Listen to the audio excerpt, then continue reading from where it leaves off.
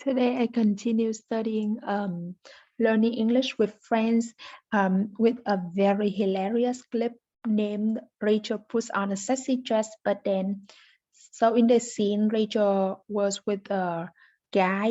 His name was Joshua, and maybe they just came back from a date, and Rachel compliment compliments on his house as it's a very beautiful house and it is a bay magnet. A babe is refers to a girl or chick, a cute girl or chick, and magnet is a kind of thing that it can hook up with metal, iron, etc. So, and then after Rachel comes to freshen up, um, Joshua's parents come back from a trip. They cut it short because they do not like the trips. They did not like the trips, and they said the dad said France sucks, and they did not even get the chance to go to Italy. When Rachel comes back from freshening up, she was wearing a nightie or a lingerie, which is very sexy and beautiful. The thing is that when Joshua's parents accidentally saw her in that kind of dress, the moms think that she is a prostitute or a hooker. Rachel is making up a lie and telling that she's working in fashion industry and she's wearing this kind of dress to go around because this dress is very popular in Milan, Italy, but not in USA. And Rachel is trying to get attention or reaction from people and report to her superiors at Bloomingdale. The mom say, oh, not maybe in LA. And at the end of the clip, they are going to eat because parents are starving. And Rachel is wearing that kind of dress at 90, going out eating. And she said that at the end, when the waiter got the order, she is almost, she's jumping and then her poop just jump out. Okay, let's study a lot of hilarious clip and this hilarious clip and study a lot of pronunciation, cultural notes, and even vocabulary. God, growing up here, this place might have been a real bay magnet. Growing up, it is related to your childhood. Bay magnet, as I mentioned before, is a babe is a real chick or a girl or an attractive woman. Magnet is something that it can hook up with metal or iron. Must have. So they try to connect the speech here and don't pronounce clearly must have, but they say must have, must have been. So whatever you call a bay magnet is something that attracts women. I remember it was your favorite book growing up.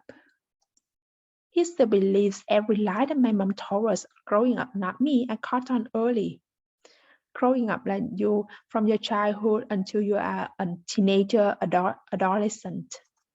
Yeah, let me show you around. This is the downstairs living room. Show you around. That means you try to introduce the place when somebody go to your house, and you can use another term like take you on a tour. Let me give you a tour. Let me give you a tour. When we say this inside of a house or building, we can also say, let me give you a tour. You can say, show you around when one of your friends or relative or somebody comes to your city and you want to show him or her around. Oh, well, I show you around. Oh, that'd be great. In this scene, the girl is coming to visit a city and the other lady say, I will show you around. God, growing up here, this place might have been a real bay magnet. Yeah, it would have been, but my parents just moved here. The reduction of have is a great example of connected speech at play. If you pronounce this word by word, it would be must have been or would have been. Far from that, we would say must have been and would have been. Let's practice the shadowing technique with the following clips. I guess it must have been the day after you were born. Do you think I would have been the one who? That sounds like a plan. That means you compliment on somebody's idea and completely, totally agree with that. Is there a place that I could go freshen up? That means you change clothes, clean up yourself and change clothes into clean clothes. To freshen up means to make oneself clean by washing or changing into clean clothes. Which of these are now the different meaning of this phrasal verb to improve one's skills or knowledge of something? You could freshen up your Italian with some conversation classes. Here we can observe a great deal of reduction in the question. We don't say, what are you guys doing here? But we say, what are you guys? What are you guys? What are you guys doing here? Reduction means making sound shorter. So instead of what are you, we say, what are you? What are you guys doing? What are you guys doing? What are you guys doing? Oh, we cut the trip short. The trip short. Find socks. When you cut something short, an activity short, that means you end it sooner than expectation. If you cut an activity short, it means that you stop doing it sooner than expected. We just grab some food, take it with us upstairs, and be right up your hair. To be out someone's hair is used to mean that you will remove yourself when you are interrupting that's what someone was doing or annoying them in some way. Or just sure that $500 was for groceries. In this scene, Mom thinks that Rachel is a hooker or prostitute. Apparently, Joshua's mother thinks Rachel is a prostitute. Joshua hired for $500, and then I report back to my superiors at Bloomingdale's. So Bloomingdale's is an American department store chain that sells luxurious items and expensive clothing.